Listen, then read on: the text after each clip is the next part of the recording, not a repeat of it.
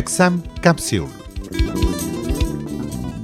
Kerala PSC നടത്തുന്ന junior scientific officer പരീക്ഷയ്ക്ക് തയ്യാറെടുക്കുന്നവർക്കായി മാതൃകാ ചോദ്യങ്ങൾ വിശദമാക്കുന്നു Cheruvannur government vocational higher secondary school അധ്യാപകനും കരിയർ വിദഗ്ധനുമായ സഞ്ജീവ് കുമാർ P.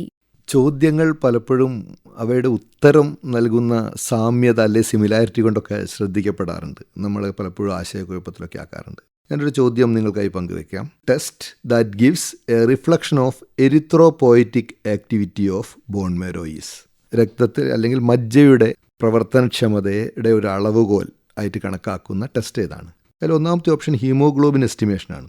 രണ്ടാമതായിട്ട് പറയുന്നത് ഹെമറ്റോക്രിറ്റ് ആണ്. മൂന്നാമത്തത് absolute eosinophil count and finally reticulocyte count. എനിക്ക് തോന്നുന്നു നമ്മൾ പലപ്പോഴും അത് ഹീമോഗ്ലോബിൻ അല്ലെങ്കിൽ ഹെമറ്റോക്രിറ്റ് എന്നൊക്കെ പറഞ്ഞു കഴിഞ്ഞാൽ രക്തത്തിൻ്റെ ഉൽപ്പാദനമായിട്ട് ബന്ധപ്പെട്ടത് തന്നെയാണ് നമ്മൾ ചിന്തിക്കുന്നത്. പക്ഷേ മാരോയുടെ പ്രവർത്തനത്തിൻ്റെ അളവുകോലായിട്ട് ഏറ്റവും കോമൺ ആയിട്ട് നമ്മൾ ഉപയോഗിക്കുന്ന ടെസ്റ്റ് എന്ന് പറയുന്നത് റെറ്റിക്കുലോസൈറ്റ് കൗണ്ടാണ്.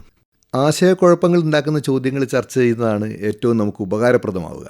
അടുത്ത ചോദ്യം നമുക്ക് ഹിസ്റ്റോപത്തോളജിയിൽ നിന്ന് നോക്കാം. ചോദ്യം ഇതാണ്: name the picric acid containing fixative. അതിൽ തന്നിരിക്കുന്ന options: 1 Carnoy's fluid, 2 Gendre's fluid, 3 Zenker's fluid, 4 none of this.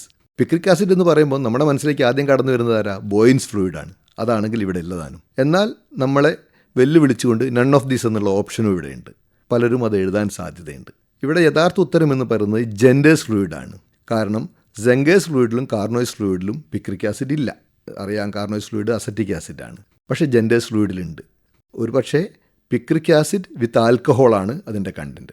ഇവിടെ നമുക്കൊരു ഉത്തരം കണ്ടെത്തണമെന്നുണ്ടെങ്കിൽ നമുക്ക് നിർബന്ധമായും വേണ്ടത് ഇതിനകത്ത് പറഞ്ഞിട്ടുള്ള ഫ്ലൂയിഡ്സിൻ്റെ ഒക്കെ എല്ലാറ്റിൻ്റെയും കണ്ടൻസ് നമ്മൾ അറിഞ്ഞിരിക്കുക എന്നുള്ളതാണ്. ഇല്ലെങ്കിൽ നമ്മൾ നിർബന്ധമായും നൺ ഓഫ് ദിസിൻ്റെ പിന്നാലെ പോകും, നമ്മൾ മാർക്ക് നഷ്ടപ്പെടുത്തും.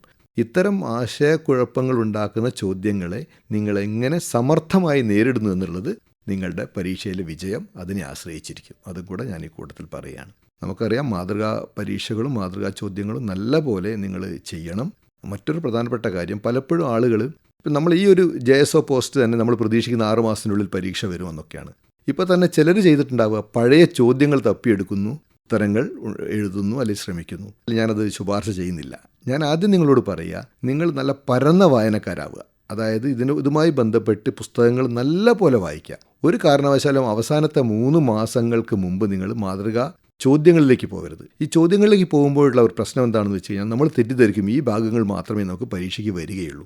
നേരെ മറിച്ച് വിശാലമായ അർത്ഥത്തിൽ വിജ്ഞാനം ശേഖരിക്കുകയും പിന്നീട് ചോദ്യങ്ങളിലേക്ക് നമ്മൾ എത്തുകയും ചെയ്യുമ്പോൾ നമ്മളെ സംബന്ധിച്ച് പരീക്ഷ നമ്മൾ പിന്നെ ശ്രമിക്കുക എന്താണെന്ന് വെച്ചാൽ അറിയോ നിങ്ങൾക്ക്, നമ്മൾ ഏതൊക്കെ ഭാഗത്താണ് ഇനി കവർ ചെയ്യാത്തത്. അപ്പോൾ നമ്മളെ സംബന്ധിച്ച് വളരെ കുറച്ച് ഭാഗങ്ങൾ മാത്രമേ കവർ ചെയ്യാത്തതുണ്ടാവുള്ളൂ. അപ്പം നമുക്ക് എളുപ്പമാവും. ദിവസവും എന്തെങ്കിലും വായിക്കുന്ന ഒരു ശീലം ഇന്ന് തന്നെ തുടങ്ങി വെക്കുക. നിങ്ങൾ ജോലി ചെയ്യുന്ന ഒരു ലബോറട്ടറിയിലാണെങ്കിൽ സ്വാഭാവികമായിട്ട് നിങ്ങൾ ആ മേഖലയിൽ നിങ്ങൾ പവർഫുൾ ആയിരിക്കും. അത് മാത്രം പോരാ, നിങ്ങൾ കൈവെക്കാത്ത മേഖലയിലുള്ള വിജ്ഞാനം കൂടെ ഈ സിലബസുമായി ബന്ധപ്പെട്ട് നമ്മൾ കൈവരിക്കണം. പരമാവധി കാര്യങ്ങളെ പരസ്പരം ബന്ധിപ്പിച്ചുകൊണ്ട് പഠിക്കുക എന്നുള്ളതാണ്. ഉദാഹരണമായി, ഒരു അസുഖത്തെക്കുറിച്ച് പഠിക്കുന്ന സമയത്ത് അതിൻ്റെ ബയോകെമിക്കൽ ആസ്പെക്ട്സ് പഠിക്കുമ്പോൾ തന്നെ അതിന് മൈക്രോബയോളജിയുമായി ബന്ധമുള്ള എന്തെങ്കിലും ഭാഗങ്ങളുണ്ടോ എന്ന് നമ്മൾ മനസ്സുകൊണ്ട് ആരാഞ്ഞുകൊണ്ടേയിരിക്കണം. ഇത് രണ്ടും കൂടി ചേരുമ്പോൾ സ്വാഭാവികമായിട്ട് നമ്മൾ എത്തുന്നത് ഇതിൻ്റെ ഒരു പത്തോളജിക്കൽ ആസ്പെക്റ്റിലേക്കായിരിക്കും. എന്ന് വെച്ചാൽ പൂർണ്ണമായ അർത്ഥത്തിൽ നിങ്ങൾക്കൊരു അസുഖത്തെയോ ഒരു ഡയഗ്നോസ്റ്റിക് ടെസ്റ്റിനെയോ സമീപിക്കാൻ കഴിയുമെങ്കിൽ ഞാൻ നേരത്തെ സൂചിപ്പിച്ച രീതിയിലുള്ള പഠന വിടവിനെ വളരെ എളുപ്പത്തിൽ പരിഹരിക്കാനും നമ്മളുടെ ലക്ഷ്യത്തിലേക്ക് എത്താനും നമുക്ക് അധികം താമസം വരില്ല. JSO പരീക്ഷയ്ക്ക് തയ്യാറെടുക്കുന്നവർക്കായി മാതൃകാ ചോദ്യങ്ങൾ വിവരിച്ചത് കരിയർ വിദഗ്ധൻ സഞ്ജീവ് കുമാർ P.